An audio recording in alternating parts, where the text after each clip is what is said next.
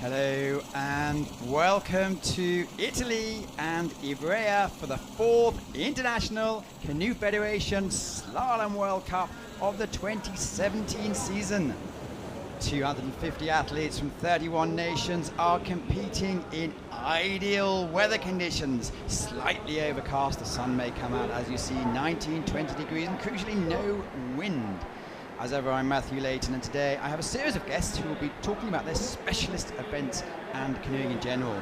Sir David Ford from Canada, been around many years, back for his swan song, and Jane Nicholas from representing New Zealand, who's been on the water more time than most this weekend as a forerunner. Hello. Hello. Conditions out there, Jane? You've been on the water today. Yeah, it's unfortunately I missed out on the semi-final myself in C1, but I got the opportunity to do demos and forerunners, and she's a tough course, but from what I saw in the semi-finals, the girls will pull it together and be in for a good final, I think. Great stuff. We also have the C2 start list. This is the reverse order. They came in the semi-finals today, so we had a few surprises, a few small penalties. Great to see the Hawkshawners back in the action again. Last year here they started off and finished 10th, so let's hope they can do a bit better than that. A lot of Frenchies obviously, and Couture and Batic from the Slovak Republic are top dogs, with Kasper and Sindler, who won last year, also in there. Jean-Michel Bruno, the chairman of the Slalom Committee, has been looking over it, although Sunatoli is the chief judge this weekend, so everything's really put in place. And we'll go straight into the action. David, more your generation, the Hawkshawners. Yeah, they were always a reliable top three for sure for most of my career for sure. And I think they're experiencing a little bit of a doldrums lately. Good when they don't make a mistake, but as soon as they make that first mistake, it seems to take a lot of wind out of their sails. And they are volatile. They are volatile. I think anytime you have brothers in a boat, it can be very electric. So the course, 23 gates, 6 upstreams, divided essentially into 2 sections. The top course is manageable, and you can not win, but you can certainly lose on there. Coming after the bridge, some really tricky bouncy combinations, and that's where the time is going to change hands. So let's see, picking them up on the first split. We'll have to see where they're coming through.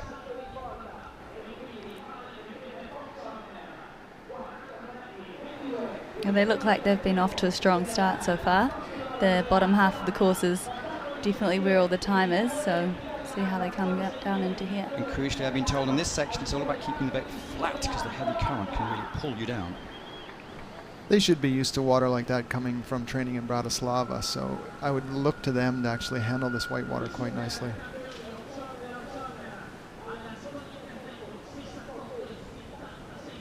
So 17s. This next combination caught out quite a lot of the athletes earlier, because you need to push the boat through. There's a bit of a hole here, and you have to go around the back apparently. Yeah, and it's quite unreliable, that wave. It changes quite a bit, so you don't know what you get until you get there, so you need some pliability in your response, I think. Yeah, I think you can apply that to a lot of this course in Ivrea. Yeah, I agree. That water is always changing, always moving. It just adds another element to your race run. Well, here they come. They're going to put down the first time of the day. 3 finals today. Clear 1:06:31. So that's something to certainly have the other teams thinking. I think that's key. Lay down a run early that the others have to think about when they're in the start gate. Puts a challenge, makes people maybe push a little bit harder than they're comfortable with. Their legendary status seems to have worn, not 3 times Olympic champions, seems to have worn off a little bit. There's no more of the fear, perhaps. Yeah, slightly less reliable every run, I think, but they still have that CV behind them that you expect some high things from them. Well, let's say the next generation, 17, 19 years old. They're Czech obviously have a huge reputation in this, and still a huge depth of field. Let's see how they go today. So the top of the course, you come from the free-flowing river. There seems to be no filter, so logs and all sorts of things can come down. We saw a big one come down earlier today. Oh, yep, I witnessed that as well. I was happy to see no boats got on the road of that. It's good to see the young guys out there still doing C2. Unfortunately, it's taken a bit of a hit with the numbers competing. 16 this weekend, so I think all boats eventually went through to the to the semi-finals. 10 clearly in the finals. An early penalty. It's unfortunate to take a touch so soon with how difficult the water can be in the later part of the course. You don't want to be throwing away 2 seconds when you might need it at the end. And Jane, energy sapping, you tend to lose quite a lot of energy going down this course. You have to stop, start, stop, start. Yeah, definitely, and I think that's key for... Oh, that's key. Oh. No, you don't want that. No, that is not key. I think at the top you try to conserve a bit of energy, get those smooth lines, because you'll need it at the bottom here. It's pretty physical. You're taking a lot of pressure on those hole moves. What's interesting about this course is that so many of the athletes haven't really experienced this before. Cowser, 27 years of paddling, never been before, and so many other athletes haven't really seen it. Yeah, I was talking to Amy Hilbertova from the Czech team yesterday, and she's saying every time she comes here, oh no, they've gone past that upstream. We saw quite a few of the girls earlier doing that as well. Yeah. So apparently every time you come here you get a bit more experience and able to get a bit more skill on this, which you've seen with some of the times that the Italians lay down, having that extra experience on this course. Well, here they're coming through. They might regret being stuck. Hawkshaw is certainly going to be taking the lead. Well, will this be down to a learning experience? I would think so. With the under 23 World Championships being here next year, certainly younger teams are spending a lot of time taking what lessons they can learn, wanting to win today, but certainly next year will be the focus. Well, Berling Becker, the only team to have to go in the second run, because I think apparently twice this week, the paddle's broken. When they came down their run after really right at the top, they broke a paddle, so they had to go down and do the second run. And before in practice, a paddle broke, so there's not much you can do, really. Yeah, no, that is unfortunate. Yeah, it's surprising to have one team have so many issues with equipment breakage. But this water, with the issue, obviously it changes colour every day. It's like a grey, then it went to a muddy brown, and now back to a sort of grey. Does that affect your concentration, though? It was definitely different walking the course with the muddy brown water, and I had to remove that factor from my brain. And same river, same gates, but just different colour. I think it plays with your mind too. You expect when water changes to have water levels changing as well, and this course remarkably doesn't change that much when the water color changes. You would expect when it's brown to be much harder, much higher, much more volume, but I think that's what you have to kind of play with in your mind, is remind yourself that it's the same river, like you say, and the moves are the same. You just got to paddle your own race. Well, Berling Becker coming down the course. We saw 2 second penalty on the tricky 12. Need to negotiate here. They're not doing too badly, are they? No, still up 1.5 seconds on the Hawkshorners with the touch.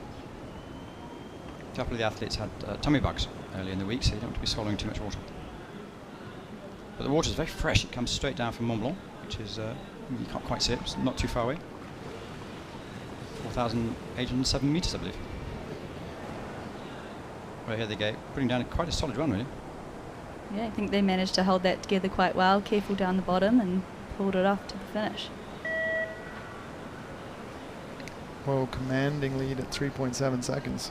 Well, look at that, 1:02. That was way faster than any of the other time in the semi-final. The fastest was the Couture and Batik with 1:04. So that's really something quite spectacular, and with 2 second penalties.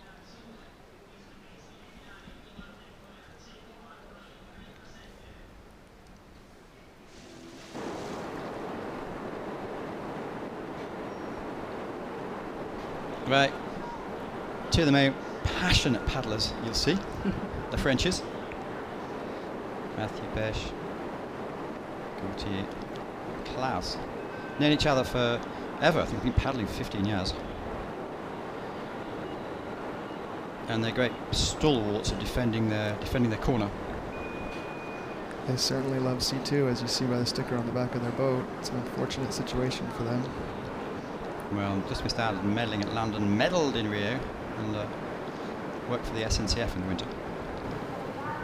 And are quite spectacular, aren't they, the way they can throw themselves around. Yeah, I think they're very agile, and they work really well together, and leading on from this will be awesome to see how they race in Po at their home course in the World Champs in September. It's a bit of a series, isn't it? So this week we're here, and we go on to Sale, La Cedegel in just north of west rather of Barcelona, which is the 1992 Olympic course.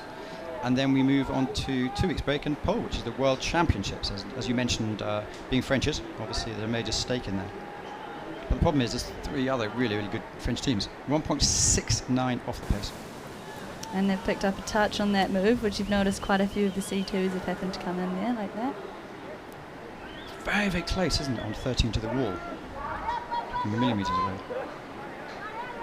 Controlling your bow is tough in there. In training, we had a similar move set, and we saw quite a few athletes actually pin themselves between the wall and the bottom of the river and unable to move in either direction. So you have to be very careful. So classic these athletes will have been down this water 10 times maybe? Yeah, we get an hour a day over the course of the week, and then you just get your race runs in there. So I imagine they were here last year as well competing, and you just build on that knowledge and experience you've had on the water and try learn every part of the river you can. Well, coming forward, again another quick time. So 0.6 off the pace, and it shows they're upping their game for the finals. I love C2. Clearly referring to the fact that C2 is not going to be in the next Olympic Games. Yeah, I think they were big advocates for trying to keep it in. What I like about them both is they've both done it in a really positive manner. Yeah. Anyway, that's... I'm not actually sure they touched that gate. It looks more like a water splash, so I'd be curious to see if they review that on video at all. The way they do it is they have 2 video spotters, so chaps actually sitting in front of computers. Anything contentious, they'll pass on to the slow-mo team, who have overhead. It's not a... it can be... challenging sometimes, it's not exact science, but they certainly do their best.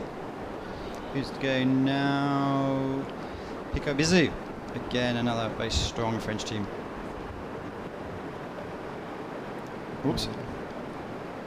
Plan B. Not the way you want to start a run when sort of the easier section of the course throws a wrench in the mix.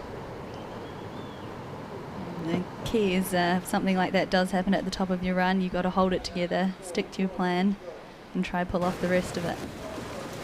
I was doing some interviews the other day asking people how many percentage of our athletes change their plan in the last minute or can change their plan, and it's about 60% are willing, and the Germans say no. Fast and furious. Very strict German attitude. And it's amazing is that the difference between different some athletes say when it's windy I change, when the heights change, and the Germans just no. Well, I think you'll see with every race there's always athletes who hop out of their boats at the top and come and watch the other competitors in their field, and even from that they can learn or adapt their plan right before they head off on their race. Where they're going to putting together a good start. It's a shame about the early touch on the difficult initial stagger, but so far apart from that it looks like they're 1.7 further off the pace officially nearly 4 seconds down, which is not going to help. What's different when we're in Prague, if you're going on the course, the speakers are so loud, you know when you've made a mistake, you know when you're about to make a mistake, but here they're more discreet. I think the speakers might be loud still, but the water's very loud, so you can kind of manage to block enough out. Well, 102.54 as we see. This last section, is it fairly straightforward? It's just a powerful paddle. It's pretty straightforward, but it's also the same as same gates at the bottom as we were in the qualifications. So these guys have already raced on that section before, so it's probably familiar to them. So am I right in saying that the 18-19 combination that wasn't done even in practice, I believe? No. No, not at all that I can remember. So it was a bit of a sting, a bit to amuse the people. So Yes. you have about 50 gates that they're setting positions, and occasionally there's one that sneaks through. Another Frenchie, so the third French team, Eden and Pat, Pierre-Antoine. Eden unfortunately didn't qualify through in his C1 yesterday, so they'll be definitely trying to lay it all out today. But quite a few of the athletes are saying that this is clearly it's the first stage because we had quite a lot of a break, and then SEO is going to be more of a level playing field, and the big action is going to be in post. This is very much sort of practice fun, but they took out gate 2 as well. It is tricky in there, even though it looks very straightforward with the downs, but still, having done that move in the qualifier, people should be pretty dialed into kind of a fast line without much risk. And speaking to some C2 athletes, there's no great advantage on lefty and backy rights to say, well, something's going into the gate, it's better to be such and such, but coming out, it's better to be such and such. It seems to be a very fair course. We were actually speaking, Canada has a C1 in the semi-final, and we were speaking about that earlier, and maybe there's a slight advantage to the lefty C1, but I'm not sure in the C2s it would really make a big deal. So let's cross our fingers for Cameron's medley.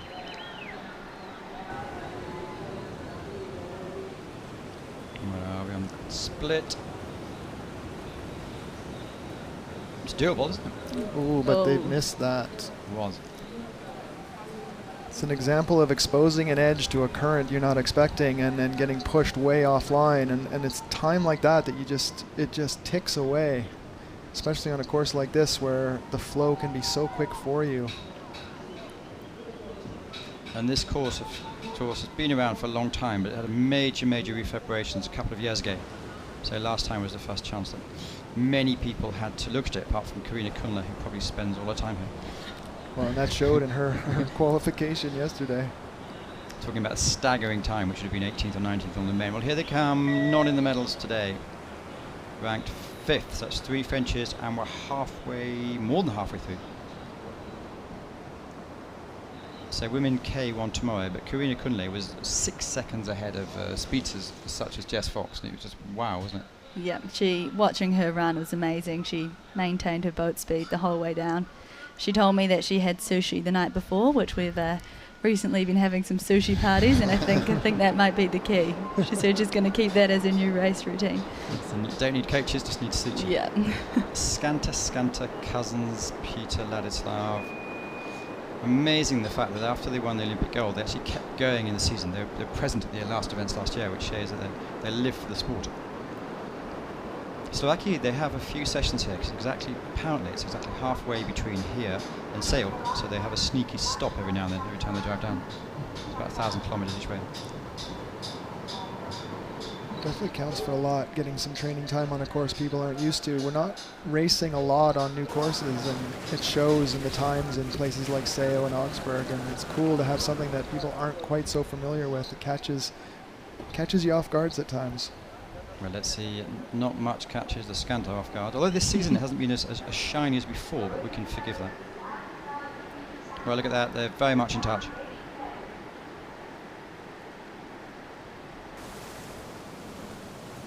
They run a lot of speed around the back of that up, which will pay off crossing across the wave into this one. So it's very tactical, isn't it? If you do something wrong, it affects your positioning and speed and everything the next 3 or 4 gates. Yep. It can do, and that's where the more experienced teams really have an edge, because they know where to fix things. Well, can we see that slightly up? They never look rushed, do they? They don't panic. They just know what's going to happen. Got that composure from the experience. Yeah, a lot of trust in that the other paddler is going to do what they need to do when they need it. And talking off record the other day, David, you were talking about this, the instinct and then the way that that's so important at this level. Yeah, with the way the new technique is now, you need to have that sort of automatic instinct for being very close to the poles, and they certainly possess that. Well, it's an exhibition. Well done. First place, 1.55 up and 100 seconds. Great at about every respect, really. And they're happy with the day's work. Talking about the new technique, I think this course doesn't always pay off being tight, and I think we're all used to now paddling really tight, ducking under the poles, and they showed a few times where just having that slightly wider line allowed them to run the boat in critical sections, and I think that's where they got a bit more time. So very much the voice of the experience. We hopefully have some noise now. Camporese and Ferrari. Semi-finalists, I believe, in London Olympic Games, just missed out at 1 position in Rio. Not that many Italians made the finals. Giovanni Di Gennaro unfortunately missed out. Won last year here. We had Zeno Ivaldi going the K1. He last to go down and claimed the 10th position, so that's going to give us some excitement in about 3/4 an hour's time. But here we go, Ferrari, Camporini. They're both full-time Air Force, living over here in Ivrea. Stunning city, by the way.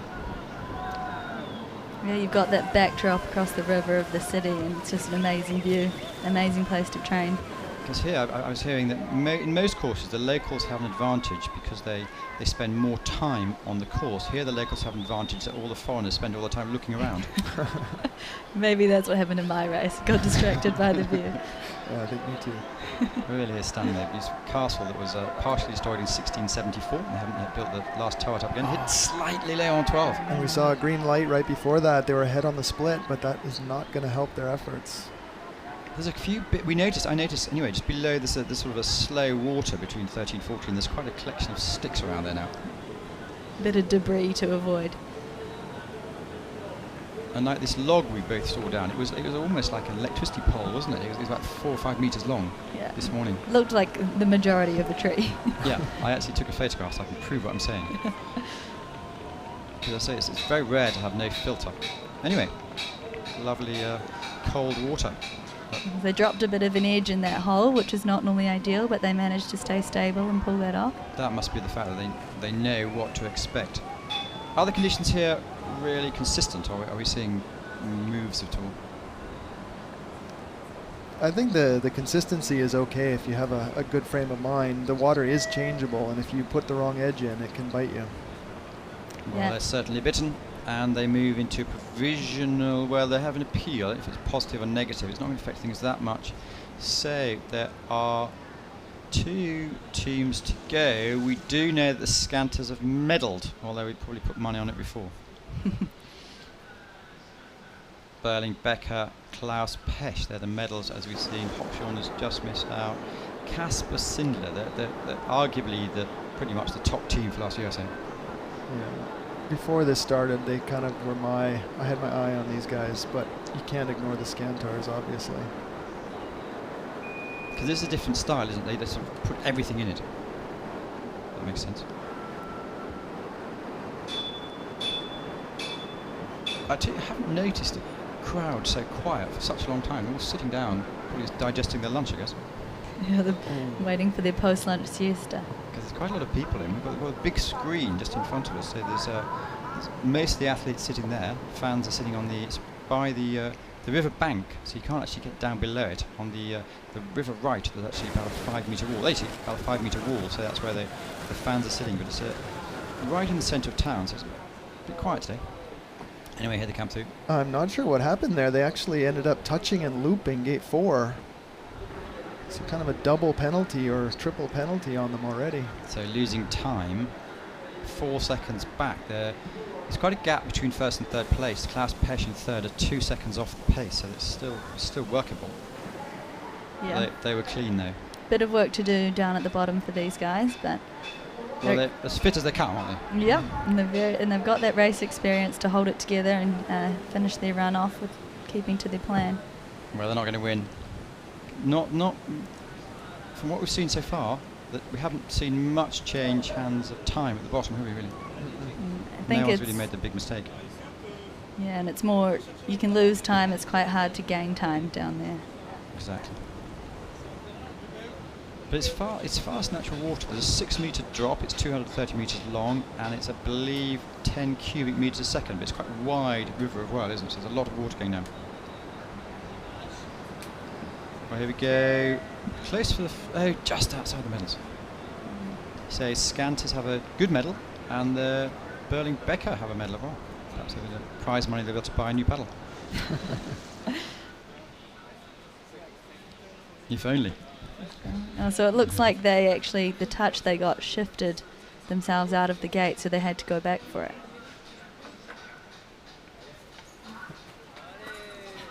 One boat to go. Thomas Kuchera, Jan Batik, who've been around an awful long time in the shadow, but one of the most popular teams around.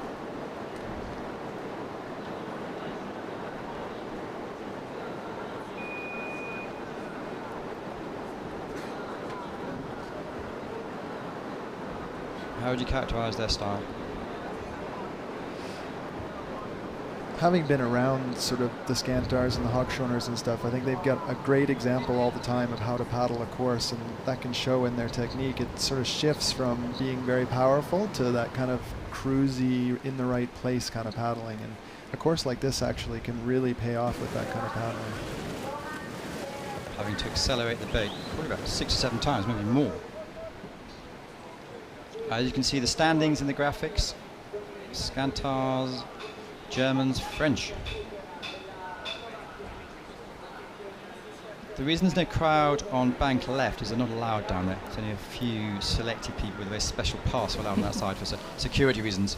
So all the noise is going to be on the edge, but they're a bit placid at the moment, I think. Because we've come from the Czech Republic, where it's the other level of scale. Even Markleberg was quite good, and Augsburg obviously is. They've all been so noisy so far. It's interesting to see. Well, and you're describing courses that have regular World Cup stops. They're used to having the races. I think this city is just learning about what this is all about. It'll be probably a totally different ballgame next year for the Under-23 World Championships. Well, let's hope so. But most people have described, I suppose I ask a word to describe this course. 2 words, it's fun and bumpy. Yeah, you'll notice you can see that river level changing over the rocks and the eddies, and I think that's the part of the fun, is that constant change in water, keeping you on your toes and trying to use that to your advantage. But they've been quite close as well. They would have taken the bronze medal. No, look, they know it well. Well, do we have any asterisks left? No, we don't. So that's the first event. It flies by, doesn't it? Event out the way. Scanters at the top. Berling-Becker second. Klaus Pesch just keeping out Kasper Sindler. Kucher and Batik with their mistake in the last. Get down to 5th. Hochschorners, then the Frenches, Picot, Bizot, Lerue, Tia, Camporese, Ferrari, Heger. Miss out. And we saw the last years, gold and silver, the Frenchies and Germans didn't even make the final. So it's, and the Chinese were third, and obviously the Chinese concentrating on their Chinese games this week.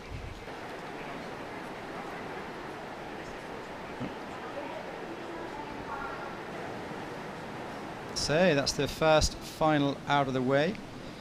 We're moving on to, this is the classification after this event, sorry. So Scanters take the gold, Berling-Becker silver, and Klaus Pesch take the bronze. Fairly close times, I guess. 100.99. So they often say the top K1 women are going to be equal to the C2 men. They're going to be desperately disappointed if that's the case today. Yeah, I think the girls will be pushing for a bit more than that. 91, I guess, was the time to go for with Kurina. So what's great though is there's absolutely no wind whatsoever. Although I think we did see some wind on 8 a bit earlier. Didn't seem to be, because like when it was really hot here, there was a nice little breeze, wasn't there, coming off the waterfall. So I think you might have seen some overhead pictures. It's the water flows through this ancient town, and on a flat bit, and then there's like a 100-meter, very, I don't know how to describe it. How do you describe a very large, long waterfall? Apart from by saying it's a very large, long waterfall. You're Canadian, you have hundreds of these. We must have a word for that, but it's escaping me right now. It is kind of a unique system that handles the water fluctuation quite nicely. The water goes up and it must spill out the far side because the course doesn't actually change that much as the water levels rise above. Yeah, so this dam was actually designed by Leonardo da Vinci, I've been told. Yeah. Wow. Yeah. That would explain why it's good. Yeah, and that'll be why it works. Crikey. Glad I asked you in now. So the next event you know something about? Yes, I mean, I'd quite like to be racing in it actually, but you know. Jane Nicholas from representing, do I say from or representing or both, New Zealand? Yeah, both. Because the big sister, rather, she was the Cook Islands, isn't she? Yes, so older sister and older brother both competed at the Rio Games for the Cook Islands, so I've dual citizenship but living in New Zealand. Standings after 4, Kasper Sindler, slight lead from Klaus Pesch, Berling-Becker, Skinner, Menike, who won last year, Cahill, Picot Bizot, Kucher Batik, Karlowski, Janis, Schroederbet, who was second last year, Anton Benzian, who are the world champions. Could all change. And just, I don't want to bore you, Jane, but what's your other major pastime? Just a part-time, full-time doctor. Okay, great. Yeah. One of those part-time jobs you get as a paddler. I've been lucky enough, my current job has given me 3 months off each year over this time so I can come to Europe, live and train as a full-time athlete and compete across the World Cup circuit. Anyway, well done. Here we go. This is the World Cup standings for the women, and it's Jess Fox, 137 ahead of Mallory Franklin, who, hello, but she's not competing this weekend. Brother has been, though, done really well. Lena Stocklin third, Teresa Fezarova, Lawrence Villarubla, Satila Ozabal Woods not competing, and Sabitova. So there's a couple of possibilities now for the athletes to move up the score, move up the board. Yeah. So the Spanish girls and the British girls have actually sent different teams to this race. So. Well, Yasmin Royal, who's been in action since 2012. Cecile Tixier is going to be the first to go. This is the way they are going to be performing today, and the reverse order of the way they came in the semi-finals a couple of hours ago today. And so I cut you off. You can get as exciting as you like for Luca Jones, who's decided to give himself a new challenge after medaling in the... Was that big for New Zealand? Yes, definitely. I think Luca has kind of been leading New Zealand in terms of results in her build-up towards the Games, and to be able to pull that off in Rio was huge. And I actually got to be there and witness it, and it's pretty inspiring. And it's also awesome for our funding and development programs, and with our new course in Auckland, the Victor Weirdo Stadium. It's just, I think it's just going to keep New Zealand on the right track, and hopefully see more results from our country. I was talking to one of your compatriots, which I won't name in case he was talking rubbish, was saying that it's similarities to the Auckland course here. Here? Yeah. It is in terms of kind of the size of the water. Our course in Auckland's quite big, and it's also got that surge factor where the water's constantly changing, and it keeps you on your toes, and you have to be able to read the water quite well, even as you're coming down through the gates. They're doing some modifying on it at the moment, but we've got a big race in November, the Whitewater XL, so hopefully we'll get a few people out there to experience the course. Well, they had a lot of fun last year, so let's hope we can... Lots of Europeans can go down. I think some of the big names have already signed up, I believe. So it's great. Yeah. Well done. And check out Mike Dawson if you want to know more details. Cécile Tixier from France, lives and born about 45 kilometres south downstream of Pau. So she's been in action a few years' time. We're going to see her in Pau, and she's looking to put forward a run. She hasn't made that many finals in the last year or so, and that's not the start she wanted.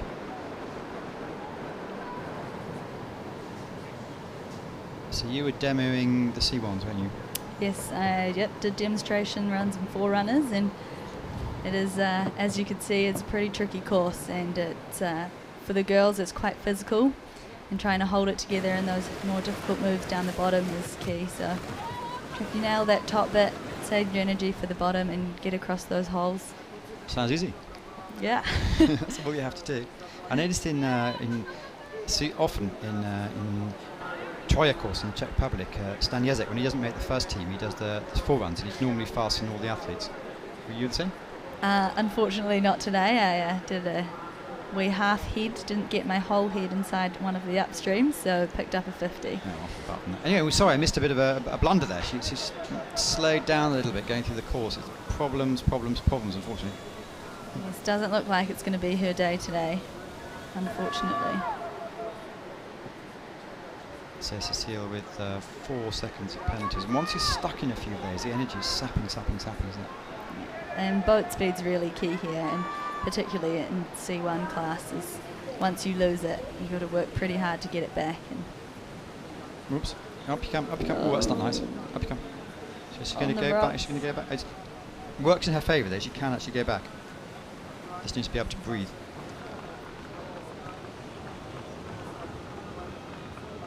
So panting so you have to not only breathe, you have to clear your mind, don't you, for the 100 decisions you have to make a second.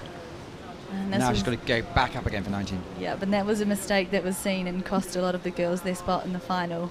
Was not quite pushing across the back of that wave and making it into gate 19. So if you try and go direct, often you'll be stuck. You have to have experience, like we saw with the Scantos with it, where you have to actually go around the back. All sorts of challenges here. Well, they go off, I believe, is at 150 or 180 second intervals. Andrea Herzog from Germany. Not a bad athlete. Junior world champion.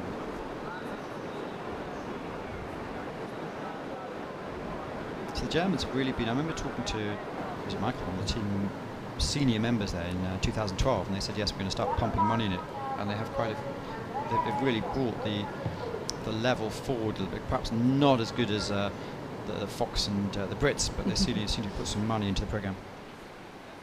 Yeah, I think with the addition of C1 to the Olympic schedule, the C1 ladies, it's just going to happen that across the board there'll be more and more athletes, and it will hopefully bring the whole class to a higher level. Well, Andrea's not quite doing a Jessica Fox, but she came first in the juniors in the C1 and 6th in the K1. So obviously a well-rounded athlete. That's this year, months ago.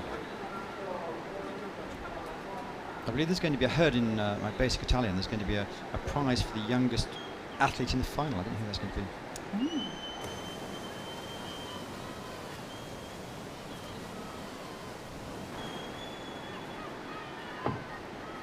So mechanically, with obviously the difference in strength between the men and the women, is it worth watching the men come down? Is it a different strategy or the same strategy?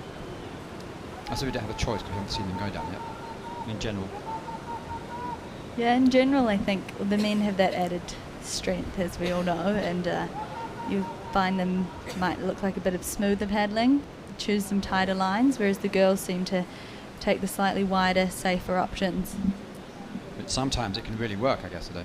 Yeah, so and maybe in places like this, how we were saying before, the slightly wider lines carrying the speed, like she's just done into the back of that upstream there, can pay off.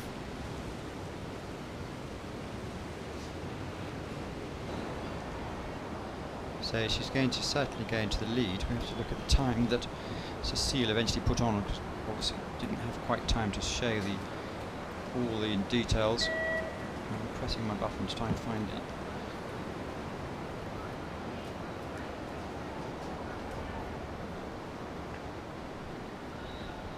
I think the paddler before must have had a 50-second penalty or something, because it was definitely a long way back.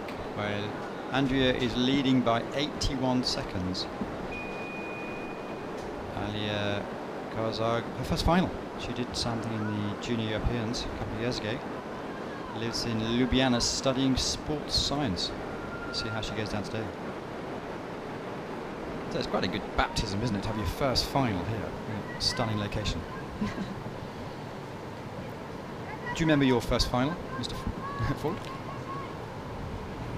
No, I don't actually. I mean remember. a window of what year? Well, my first top 10 actually, there were no finals, and so I remember that very clearly. And it is an incredible feeling because you spend a lot of time working so hard at one goal, and when it happens, it almost comes by in a blur. And it's not till afterwards that you kind of realize what you've done. And for a lot of these people, I think it will be not till maybe tomorrow that they realize they were in the final and had a shot at a medal. Well, we saw her looking good, but she necked the gate. The actual rules that you have to whole head through. Yeah, that looked a bit questionable, so I think the video judges will be having another look at it. So, David, what year do you think? Your first World Cup event, what year? Do you know? The first time I raced in Europe was pre-World Cup, which dates me quite significantly, I think. But my first World Cup was top 10 was in 1989, if you can believe that. I can, and you're a former world champion and still a top athlete, which is great for inspires the next 3 generations. Well, I'm not sure that I recommend it to everyone to keep going at this age, but it's certainly, it's one of those sports, it's a lifestyle sport. I saw a video of Vavra Radalik one time say if he wasn't a professional kayaker, he'd be an amateur kayaker. And that's what I feel like, so as long as I can still be here and compete, it's a lot of fun. And today, unfortunately, we see an angry paddler because he just missed out on the final and a disputed call. And so we've seen another girl has slipped off the back of that move into gate 19, and unfortunately that takes a lot of extra energy to paddle back for, as well as sucks on a phenomenal amount of time. Well, a 50 on gate 10 doesn't help the matters. So that would be the half head that we talked about. There they go. Well, you competed around and you made the final. 39 athletes started out. Come on, up you come. She's tired, isn't she? Yeah. I say 39 athletes hit the water on Thursday and Friday, so to make the top 10 is great. They're absolutely exhausted. Well done.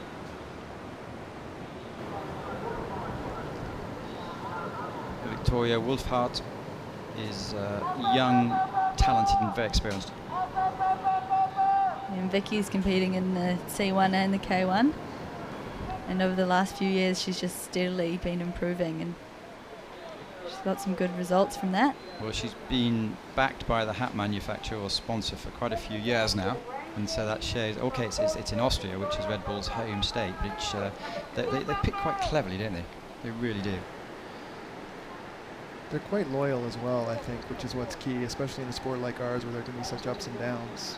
To have somebody like that in your corner makes a big difference. She's well ahead on that split, up over 7 seconds ahead of the other girls. And Jess Fox, after her interview on the heat, said it was very difficult for her to do the timing of the switching perfectly. It's quite an art, isn't it, with all these bouncing and bumps and holes and stuff. Definitely, and often you try to choose a place to switch which is quite stable. And the nature of the water here, none of it is particularly stable, so balanced in yourself and then choose your timing. Okay. One of the things as a kayaker I try and do is always make sure I have a blade in the water so your changes are really fast. I'm amazed by the switching and how well they do with it, especially Jess Fox, how lightning quick it is. She spends very little time with the blade out of the water, and I think that's a skill that is undervalued. Certainly. Can you ever see it coming into the men? I have actually seen a few people switch in a couple of key moments. And but they're ex-kayakers, aren't they? Well, I don't think it would have happened had the women's class not progressed as quickly and seen the value in it. And it'll be interesting to see moving forward if that increases or what happens. Well done, Vicky Wildhoff. 17 seconds in. Looks surprised at her performance. Yeah, I think she's pretty happy. She's laid down a really good run, and I think that's 4 seconds above the time from the semi-final, so she knows that she's put down a time to compete with. Excellent, and there's plenty of, I think, with the two Brits missing, there's certainly space there on the podium. Teresa Fizerova, really good at the, very aggressive, I'd say, in the slalom cross. You don't want to get in her way in those baits, and she's goes for every event she can. Yeah, she's certainly a strong and aggressive paddler. And I think that actually, that aggression and keeping your boat speed on the whole time here will help her through a run. I'd say 19 big names to look out for. Just 3 years now until Tokyo. I like this extreme slalom coming to our sport now. I think it was sort of a lost skill for a bit, the sort of whitewater paddling ability and kind of that aggression out there on the water, and it's coming back in spades for the athletes that are trying to do the extreme slalom, and I think that'll help. And even in New Zealand, Mike Dawson, who won, I think in Prague, had national press coverage. Yeah, he did actually. So, I mean, that's pretty awesome. It's just adds another element to our sport. I haven't competed in it yet, but I think it might be heading that way, and I think the likes of Luca are planning to compete at the World Champs. Well, I suppose if you deliberately knock a gate out of the way, that's a 50, but I shouldn't really have many options there. Teresa Fizerova, 19-year-old, Czech Republic, would probably knock a rock out of the way if it annoyed her. Well, 4 seconds off with that challenge. You can just see how bubbly the water is, can't you? It's really moving all over the place. And the conditions are much better, especially in our tin cabin. It was like a sauna the other day. It's actually quite reasonable today.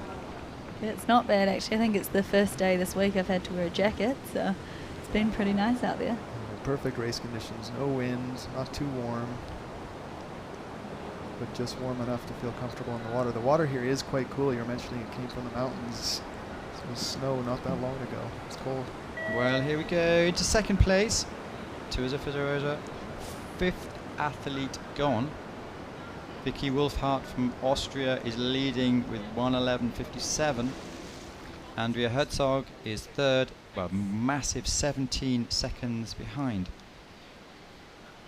Next to go, Jess Fox, who is sort of taking this to the next level, isn't she, really? She really is. And I think that this is helping her kayaking as well, which is a cool symbiosis between the two events. Not a lot of time to train two boats, and she uses both to help each, which is pretty cool. Let's watch back and admire. Well, it's not going to phase her. Father's won races when knocking out the first post before.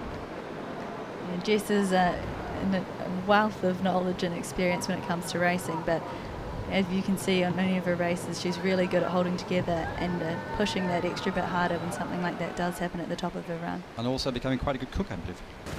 Yes. Speaking of her Hell's Kitchen debut. Yeah, she's no longer on, unfortunately. Yeah, she has not sadly. made it to the end, but she's done well. There she goes. So an early penalty, but really seems to tell the boat what to do. So it must be amazing feeling of the water. And look at that, 1 second up. It's not massive. It just shows that she's certainly throwing that boat around, isn't she? Yeah, and that's with her touch, so she's definitely in contact with Vicky's time. You talk about that, do paddlers change their plan? And I think she's one of those athletes that taking that early touch, she has that extra gear where she's not actually changing her choices of how she's doing the course, but she's just putting that slightly little bit more pressure on when she knows she can. And it's so easy to paddle yourself into trouble when you try and do that, and she's so good at that balance between on and off. I think if the other athletes had a chance, they'd put earphones on her, because she always says when she wins, she says, well, I knew such and such done an amazing time, so I decided to get a bit faster. Yeah, she's very attentive. I'm one of those few people who actually can do something about it. Anyway, let's watch and admire the run. She's had an awesome run.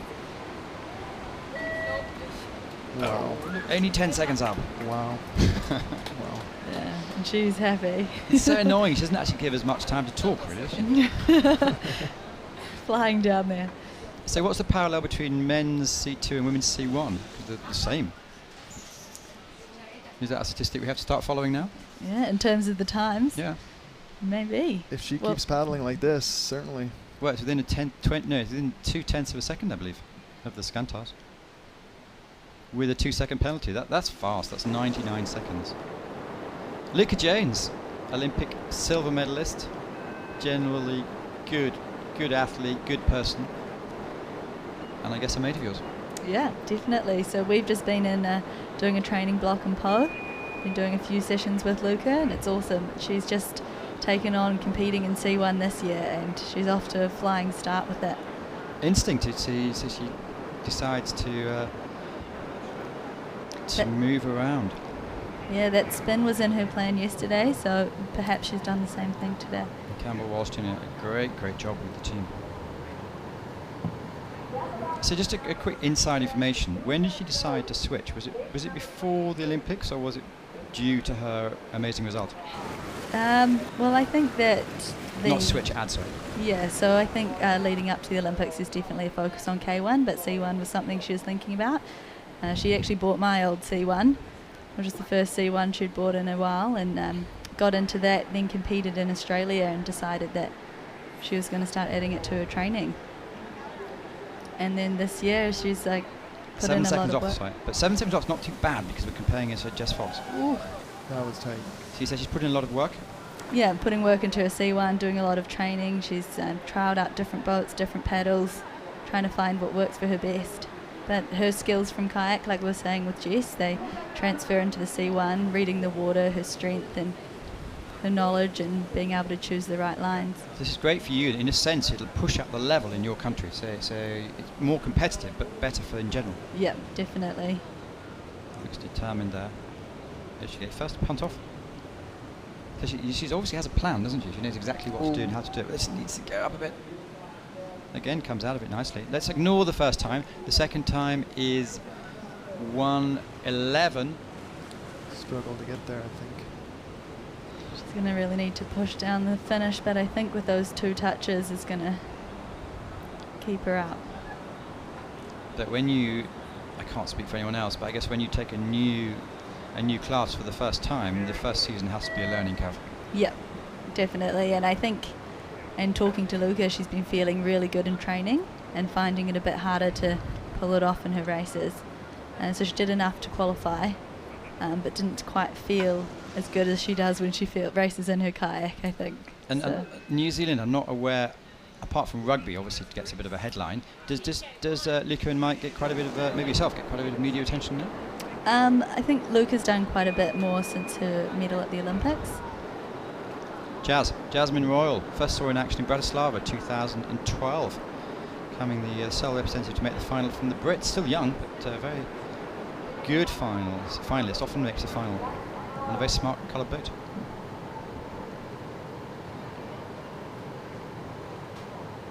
So unfortunately she's missed and had to go back for gate 4 and picked up a touch. So as we were saying before, all of that time plus the penalty. That's over-analysis. I was walking up and down the course earlier, and for about 20 minutes she was sitting via gate 4. Yeah, It's funny how you can start a race run with something in your mind and you almost guarantee you're going to have problems at that point. With so much effort put into the thought on one moment, when you get there you're a little paralyzed by indecision. Well, that's a no-win situation, isn't it? If you don't watch, you don't know, and if you do watch, you know too much. Well, let's see how she goes down the course. So far, only 2 penalties.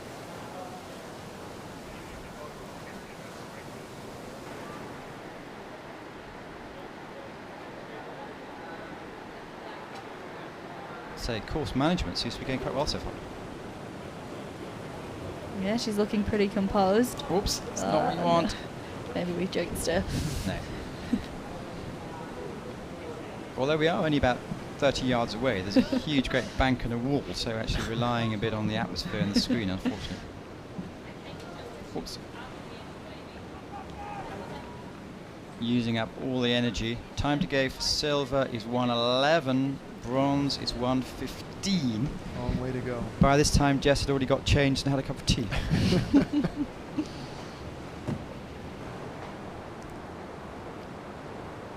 Well, I'm not going to trouble them today, but well done for making another final.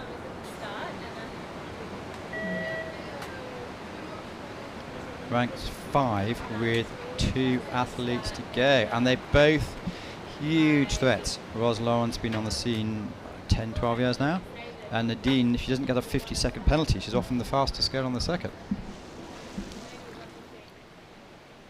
So Jess Fox is guaranteed a medal.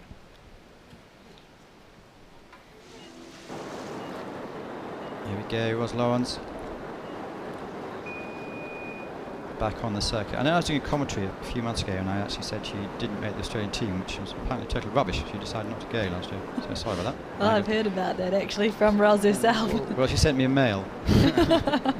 So anyway, top athlete. Chose to spin gate 1 but still had trouble with 2 and getting around those sticky little stoppers. I think she's been back home doing a bit of climbing with sister Jackie in the month off. So she's fully refreshed and ready to go. And there's a video circulating where she's actually climbing onto the railway bridge. Yeah, the bridge at the top of the course. She put a video out there and offered anyone to try and beat her and how far you could get across the bridge climbing. I've seen her doing videos which she's done 25 pull-ups with like, I don't know, 30 kilograms weight, something ridiculous. Yeah, I don't know if you've heard of the Ninja Warrior. She was on a competition where you use a lot of upper body strength and navigate a big obstacle course, and she was on that show. Well, there you go. All the canoeists and kayakers from Australia are becoming celebrities, which is great. Let's see how she's going today. So slightly off the time, only 2 seconds penalties, but struggled on the other couple of situations. Again, she never looks phased, does she? She always looks like she knows what she's doing, and he's used to some huge water with the sick line experience and going on big waves. Definitely a comfortable whitewater paddler. That's what I was trying to say. I'm paid by the word. Well, she's made nice work of that section. Still leaning way forward, and apart from when she's leaning back, of course.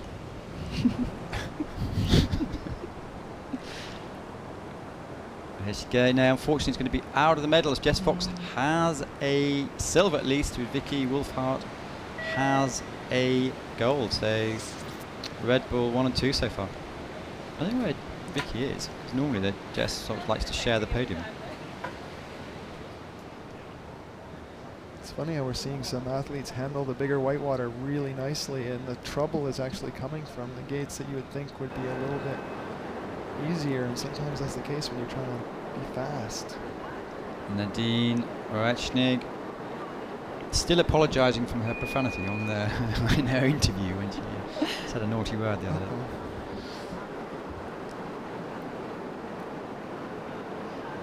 But she's a great talent, isn't she? She's very fast.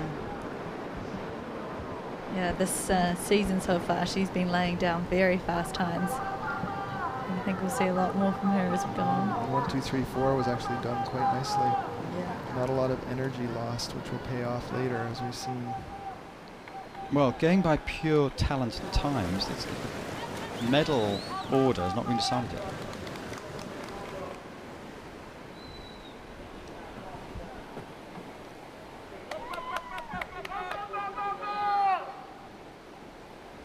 So the crowd well, look at that. She's 0.12 up as we speak, which is going to keep it. The crowd are so nervous, they're not saying anything. Very tight racing so far on this run. This is what we want to see, though, isn't it? Definitely. Absolutely. Going down to the wire. Let's see where they are on the split. Jess had a 2-second penalty, so there's the space a little bit slower. Small touch there, it looked like. Oh, yeah. Starting so long after Jess, she'll be well aware of the time she needs to do, so this is impressive, coming out and laying something like this down. And she's done that on the right-hand blade, as different to all the other girls who've been dropping into the wave, and hopefully that speed she got from it will pay off. Well, it's the fight to have the bronze medal, which is at 1:15. It's going to be tough. I think she's got too far to go. Yeah, that last sprint always takes longer than you think. Well, all the other athletes watching the performance, ranked 4th. Takes a bit of a hit. Well, Jess Fox, well done. 100.83, 99 without the penalties, 98, sorry, without the penalties, which is pretty extraordinary. Vicky Wolfhart second, and Teresa Fizarova is bronze position. Jane, thank you so much for coming in at fairly short notice. It's a voice of experience, passion, and great from New Zealand. Hello if you're watching from New Zealand. Your future of your sport's in safe hands. Thank you for coming in, and you better go and save someone's life, I guess. Thanks for having me. Thank you.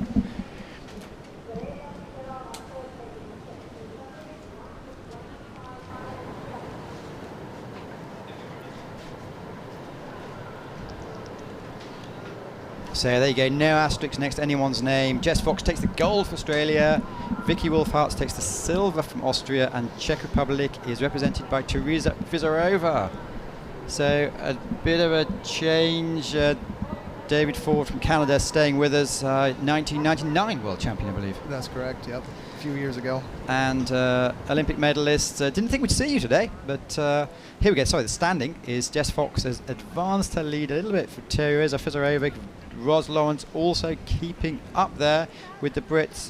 Looking forward to seeing you next week. So I cut myself open with the phrase. Hannah Zegner, hello. Hi. Thank you so much for coming in. The story of your day today, I guess it wasn't as good as you wanted it to. No, I didn't expect to be not in the final, but you know, it's a hard course and everything can happen on this course because it's, especially today, it's very difficult, and it's going to be an interesting race. Well, we were speculating. I was watching it with the media manager of the IFF, Ross Solly, a little bit earlier on, and we're just going down the top, the last 10 athletes to go in the semi-final. I think only 2 made it actually through to the final. So it's amazing the fast, serious guys, you all messed up somewhere. Yeah, it's very interesting also today to see 10 paddlers out of 10 nations, which is even like an Olympic final where you don't have 2 paddlers out of 1 nation, and it's gonna be very interesting to see how many of these youngsters will come down the course. It's amazing. It's the first time you've been on here, and it's the most interesting thing anyone ever said. Excellent stuff. I have to watch them going. I've just seen some of the sleigh maze of some of the other athletes. So it's the men's K1 final. We'll be looking at the start list in a second, and there's some serious names in there. Vit Prindis, obviously he's set alight this season with victories in Augsburg and Prague, which is his home nation. Then there's Peter Kauser, which is first time here, 27 years paddling. It's the first time he's actually ever been to Ivrea. Zeno Ivaldi is someone to look out for. He just scraped in 10th position. And then we have Mathieu and Madori, who, well, father used to be the national technical director of the French team, very good downhill. And Mathieu came 5th in the Junior Europeans. But apart from that, maybe no one more surprised than him to see him having the fastest time. That's a great shot. It just shows how difficult it can be. The 6-meter drop between the top and the bottom. Well, these are standings after 3 races. Clearly, this is the 4th World Cup. Shubi, your compatriot, is leading. Prindus, Priskovic not here. Delfor, Grimm, Adaki, Hadelek, Bizardo, Tinka, Gennaro. First time I've never seen you on that list. Yeah, but today there will be a lot of changes on this list, as many paddlers are not racing here, and many paddlers won't be in the final, like Sebastian Schubert, Jiri Priskovic. There are going to be a lot of changes. Okay, so we're looking out for this sort of thing. In the women, we've seen some spectacular times. Jess Fox won the C1 in 100. Not to bore you, stupid, but Karina Connolly put in an amazing time in 91. Can you see anything special happening? Can you see one athlete taking the course apart? I think it's hard to say anything about this race because, you know, so many young paddlers, and it's very unpredictable to say anything about it. There will be 3 hard moves like 12, 13, 16, 17, 18, and the last few downstream gates. So they're the crucial moves on the course, and if you had a look at those names, but there's some really exciting Jakob Kubler, he's someone to look out for. It's always good to have a Franklin in the final. I know this is Zach's first final here, maybe from the Great Britain team, the brother of Mallory Franklin, so hopefully there'll be some cheering going on there. Michal Smolan for the USA. He was an early runner, and he was kept in. It looked difficult to see him qualifying, but there again he did, and he's capable of fast runs on his day. Yes, of course, especially here on the whitewater. I think he really likes the whitewater and feels comfortable in there, as he also finished 3rd at the World Championships in London at the Olympic venue. Now we've got the first starter. We could have some noise. From Italy. They must be very proud to see first starter from Italy there, especially his father.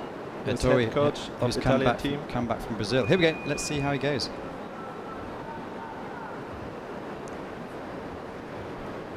That's quick. Yeah, I think he had a good start so far. Now he's going into the flat water section. First upstream, gate number 7. It's a little bit inconsistent. We'll see how he can manage it. That was very tight. Giovanni Gennaro just missed out on the final. So this is our sole Italian representative, but he's young and brave and probably loving the day. Although he was a bit ill early in the week, wasn't he? I didn't talk to him about that, but he had a good performance in the qualification runs. Ooh, that's not good. That's not good.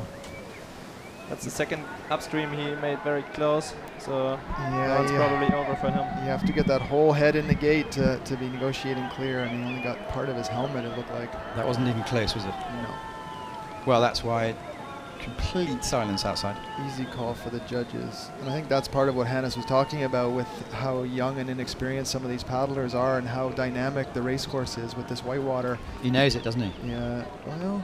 The way he's looking resigned look. Yeah, it's a lot of pressure on him to race in front of the home crowd, so maybe he was not experienced enough to handle this. And you Olympians, when you see the youngsters coming in, you think, well, he won't be up for it. Especially the leader of this race, he's very young. I think it's his first final, and it's interesting to see if they can put it together now. It's a lot of pressure for your first final to be at home and be the only Italian in the final. It's a lot to live up to for sure. Well, he made the final, so I think there was 79 of you started out, so it's a great performance to make it to the top 10. Next to go, Michal Smolan, Father Rafa, used to represent Poland, now doing a sprawling job for the USA. Michal Smolan, I hope he sleeps well last night, because he just has his camper van just next to the TV truck. Training in Charlotte, North Carolina, the course there should serve him well here. That course has a lot of white water that pushes and awkward directions at times and is quite changeable. So he's certainly used to this environment, and he's been in the finals before. Came back from Rio a little bit down, but not the only one. Getting a good start. Looks good so far. Don't want to curse him at all. You won't.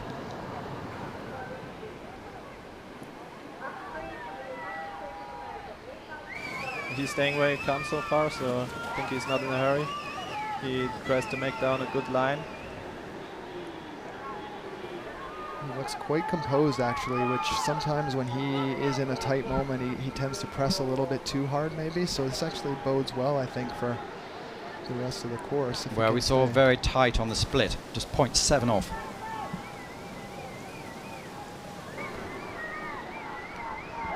That was good as well. So maybe he can keep in touch with the leading time.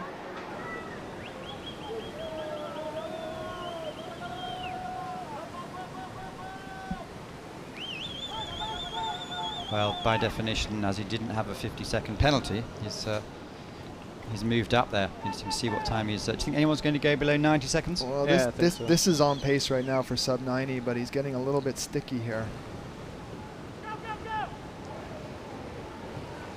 And so it's difficult to keep the momentum going. Stop, start, stop, start. Yeah, but he's a light paddler, so I think it's good for him. Well, I said anyone going to go under 90, and he Yeah. answered straight away. And crucially, he's happy with his run. This time is could be definitely enough for a medal. So he's happy about it. He needs some camera training. He needs to know where the Czech Republic guys always know exactly where the camera is. He needs some camera training. I think after thinking he was out for the finals and then learning being in and running a nice second run is probably where his focus is right now. Delivering at this moment is pretty special when you can move from feeling out to in. Yeah, because apparently he was quite nervous after missing out the first heat, because only 10 went through, obviously, and it's a massive pressure game. Yes, that's true. He's in preparation now for World Championships. Not like Zach Franklin. He's one of the members of second team of Great Britain.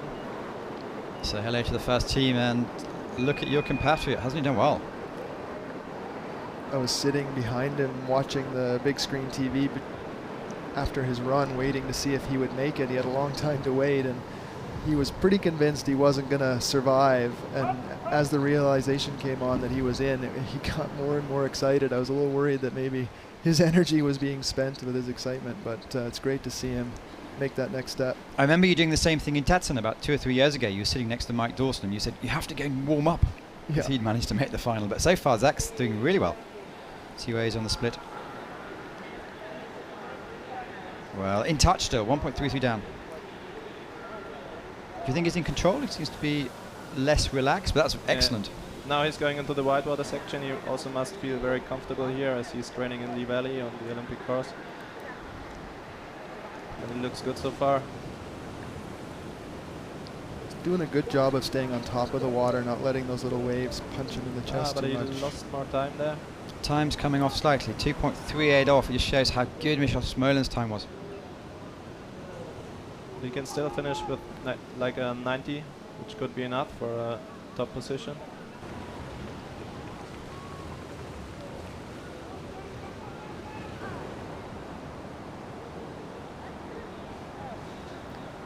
Well, it's going to be slightly off the fastest time, but very, very good effort. I think he was signed for this at the beginning of the week. No, he got a picks up- touch. Yeah. So, just shows what his ambition is, that in fact that he's annoyed with himself. Yeah. Anytime you take a late penalty in a race, I think you're pretty annoyed because you've gotten through most of the hard stuff, and then I think he's pretty happy to race in the final, but when it doesn't go very well, it's hard to be satisfied with it. I'm sure over a pint of orange juice tonight he'll be fine. We'll ask him. Anyway, next to go is one Jakob Grieger, who is one of the future stars of the sport, if not already. Yeah, that's true. He's one of the youngest paddlers in this field. He was like a rising star last year and had good ambitions to be on top of the Olympic Games last year. very successful so far. You can see it as at his bib number, his ICF ranking number 5. Let's see how he lightens this up. It's almost like a German with a huge motor. Yeah, he's like a massive paddler. He's more heavy than the average, and I think it's good for him, especially on this course, because it's big wide water and it's always good to have more weight there. This is good. This is very good.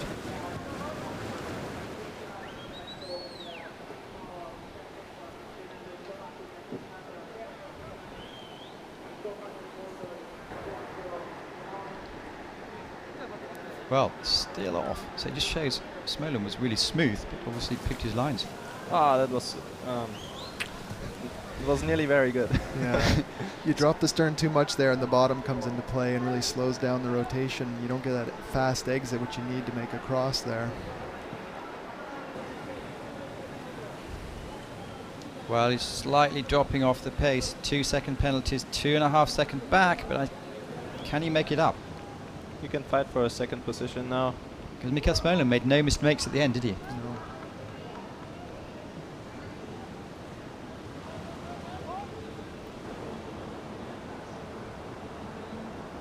Ducking and diving. Time to go for 87. It's going to be difficult. He had a very good finish. He stayed under 89 seconds. So Just managed to move, claw back almost a second. Just always a smiler. So moving on thick and fast. That is 4 athletes gone, with Mikael Smolin from the USA leading. Well, I think that's 2 strong times from these 2 guys. It'll be interesting to see what the rest can do. The next paddler is from the Ukraine. He made his first World Cup final at the last World Cup in Magdeburg in Germany. And now it's his second final, and it seems he has a very good season so far. Prague, he was 39th. Augsburg, 67th. As you just said, he was 9th last week. And I was asking one of the better-known Australian paddlers, I said, what do you think about this guy? Never heard of him, mate.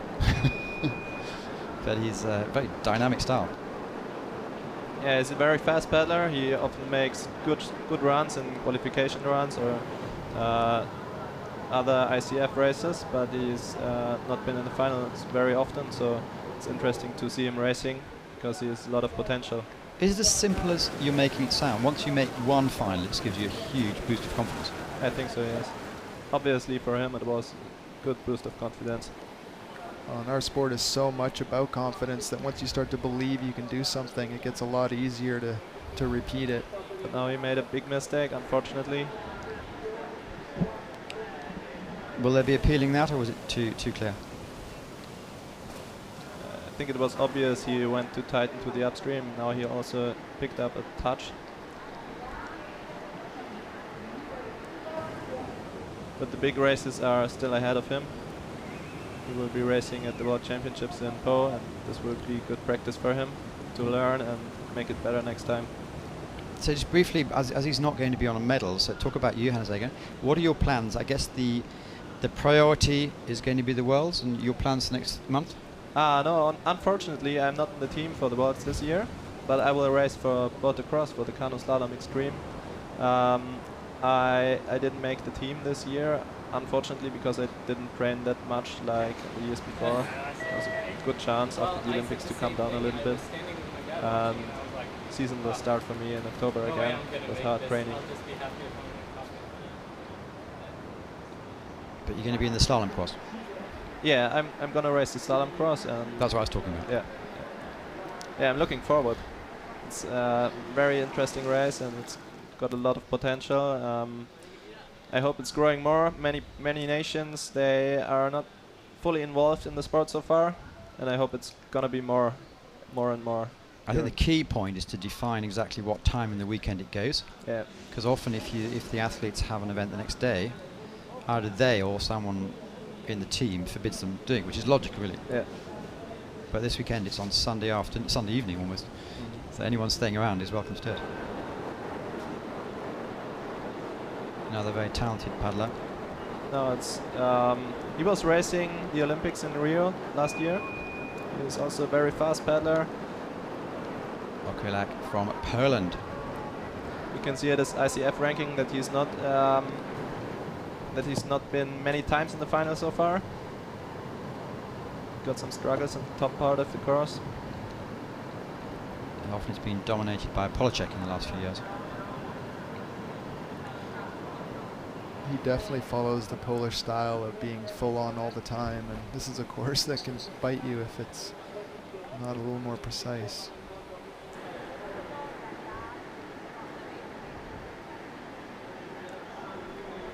Well, so far it's a little bit off, 3 and a bit seconds back off the pace. This is an example of where there's a lot of effort going in, but not really in the direction he needs to be moving. And it's a hard thing to teach someone who's used to paddling on courses like in Krakow, where it's power pays a lot there. Yeah, and also if you make a big mistake at the top part of the course, it's hard to get back to the line when you fall apart of it. Especially this course.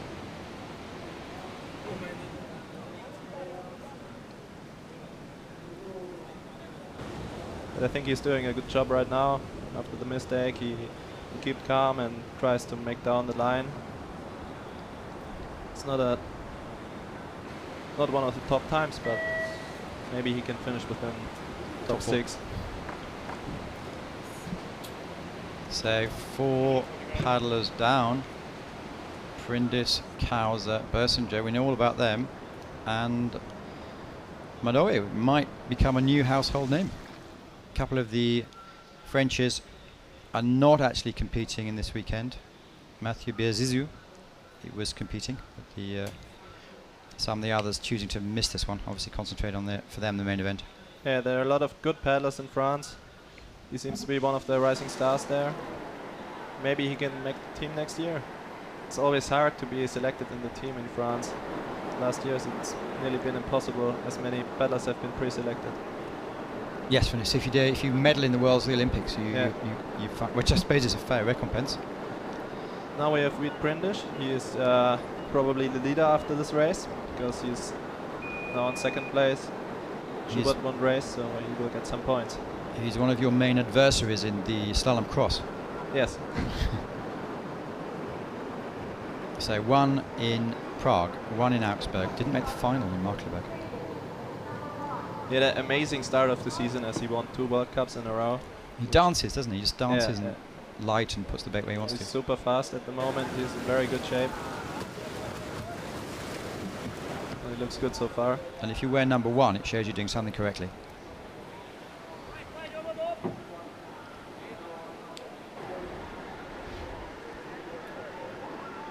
He tends to have a really good balance of the risk to reward ratio when he's on the course. A lot of guys, goes a bit low there. Yeah. We saw him 0.31 up, didn't we? So he has some time to play with.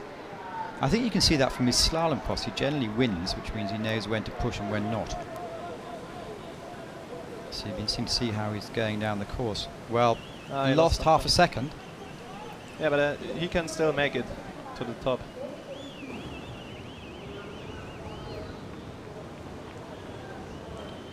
The last move was not the best, but No. He didn't get the bounce from the wave as he was coming across. That was good. So time to go for 87.44 seconds. He's over 90 seconds. Tight, It's very gonna be tight. really close. Yes. Wow, amazing. Wow. Could this be 3 out of 4? Wow. I know Etienne Dye did 3 in 2012, was it? Yeah, he medaled at 5 of 5 World Cups and won 3 of them. And you've probably done a good series before. What's your best series of results in a row? And the overall World Cup ranking? Yeah, you're normally quite up there. Yeah, I finished 3rd and 2nd. I never won it. Was the aim for this season, but after today's race, it's nearly impossible.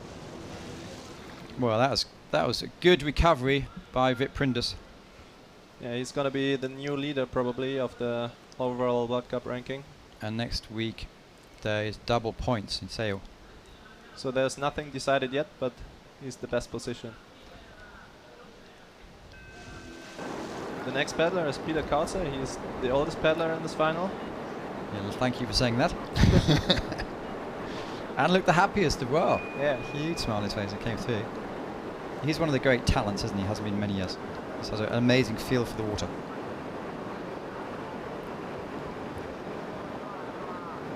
I already said it once, but it's the first time in 27 years of paddling he's been here.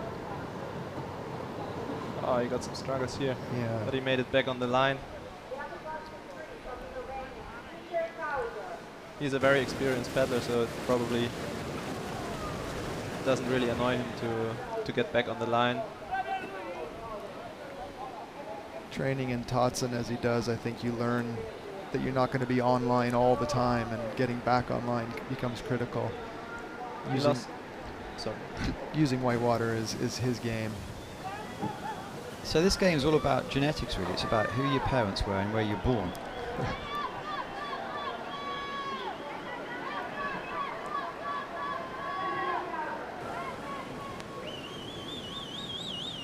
Well, very much in touch. 0.26 off the time of Vit Prindis. How he handles this next bounce will be critical. He just waited, didn't he? Anticipated. Have to wait for that, unfortunately. It's going to be interesting now. He went to go more left than other athletes have done to try and get the bounce across the wave, and it kind of pushed him in, so he surfed a moment. Keeps the speed. It's not going to be enough. It's an expensive. You said it depends on that last section. It cost him just a second.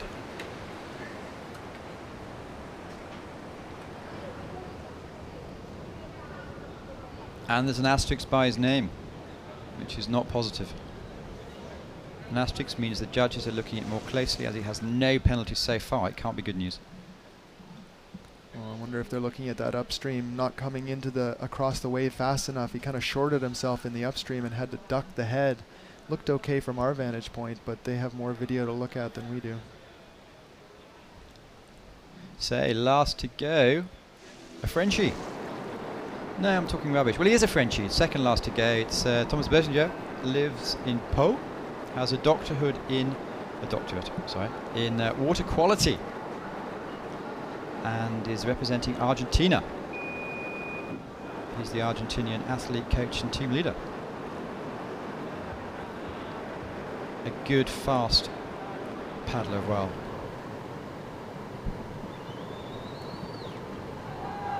Vit Prindis has a medal.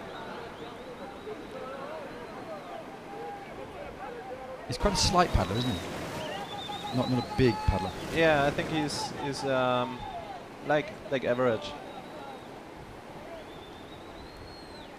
He must also feel comfortable here as he's training in Pau, which is very similar. I think it's a good preparation for the World Championships to race here. Well, so much in touch, only 1 second off. Clean as well.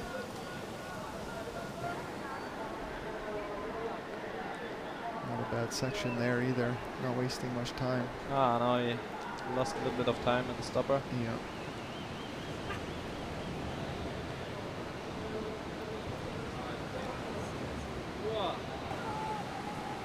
This upstream was good. Yeah, if he gets this move right, he's going to be in tight for a medal. Difference between first and third is 2.16 seconds. Nothing spectacular, but doing everything right. The run to the finish here will be important. Oh, yes, He's got to go. Just outside. Anyway, he made a good job there. Just outside. Schmolen, Prindis, both medalists. Amazing what Vit Prindis has done this season. I was already pissed at the top. No, it's interesting if the youngster from France, he can put it together. Not even based in Pau, he's based in Pôle France facility in Rennes, which is in the top of the country.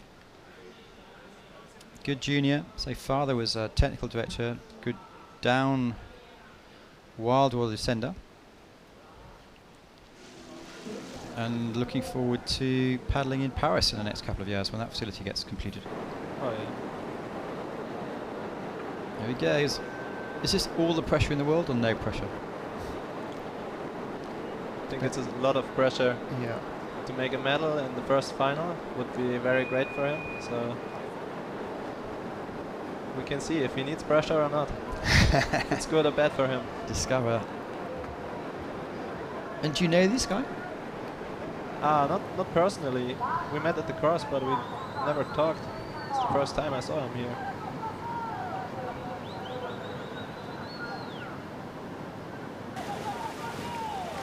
He struck me as someone who's been enjoying the process here this week, which is nice to see. Well, he's been on the radar of the French team for quite a while. A good junior coming through the ranks. This is nice. Yeah, it looks good so far. Well, very much in touch. I wonder what the stats are of a first finalist winning. I would say it's rare. Must be very strong mentally to go down like this. Oh. How would you call that? He's lucky to get away with a penalty and not a 50. Yeah. It's too bad because the first half was done very nicely. A lot of composure. No, it's emergency time.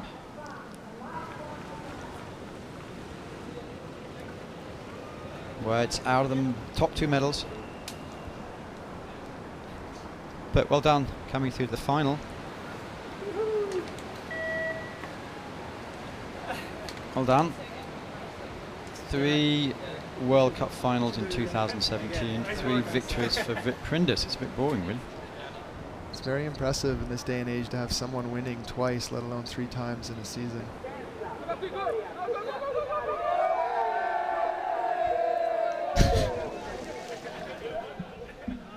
It's going to be interesting at the next race next week. Who will be on top of the overall World Cup standing and also for the Worlds. Well, Vit Prindis takes the gold, Michael Smolin takes the silver, and Peter Kauser takes the bronze medal. So they're all flyers. Well done for them. This shows that some of the coaches are actually coming up the very steep wall.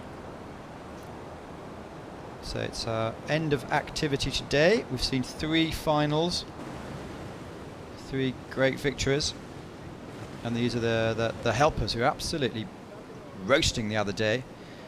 Prindis wins, Vit Prindis, Czech Republic, Smolin, USA takes the silver, Peter Kauser for Slovenia takes the bronze medal with Thomas Berchinger, Grieger, Franklin, Okelag, Ivaldi, Madori and Svidet.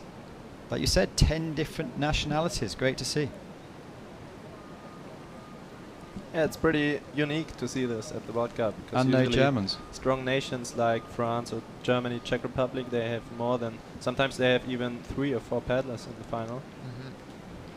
And I seem to remember it happening in the last year or so. No Germans in the final, but it's not rare. It's rare. Yes, but sometimes it happens. Gives the others a chance, maybe. It's nice of you guys to open the door a little bit. So you're both programming the next week. David, you go on to Sale. This is your farewell tour. This is my farewell tour. Yeah, came back this year. Didn't race last year. Came back this year to kind of say goodbye to the sport. It's been very good to me, and kind of nice to come on tour again and just sort of do some last races. And Hans will look at. Are you racing on Sunday for the slalom cross? Yeah, I'm gonna race there. I'm looking forward. So we'll and the start, is that off the bridge? Yeah, it looks a little bit scary because it's very high. But I've never gone down there, even in training. I didn't run down the ramp, but tomorrow it will be the day, I hope. And are you like Vit? Do you bring your own boat? Yeah, I bring my own boat. Okay, it's starting to be serious now. So this shows you the layout. It's going to all start again tomorrow. Here are the standings. Prindis is quite ahead. It's 40 points ahead of Schubert, Delfor, Priskovic, Ahahi, Smolin, Kauser, Grigor, Grimm and Livaldi. But double points next weekend mean that pretty much the top 5 or 6 could make it as the champion, which is good to see. Sebastian Schubert already won twice, I believe, at the overall championships. Yeah. Would be the 3rd time for him. Yeah. So that's good to see, and we'll look forward to seeing all the the athletes racing in the next couple of days. Tomorrow there's going to be the K1 women, C1 men, so they keep switching and swapping the actual program. That's going to be really interesting. They'll start in the morning with the semi-finals, and the top 10 will go through for the actual finals. And that's about it for us today. Please follow us on social media. Thanks so much for watching. If you haven't been to Ivrea, I'd certainly recommend it. It's absolutely stunning. It's a town of 23,000 people, some amazing historical buildings, fabulous new course, and it's just a good vibe. Thank you, David. Thank you, Hannes. And we will speak to you soon.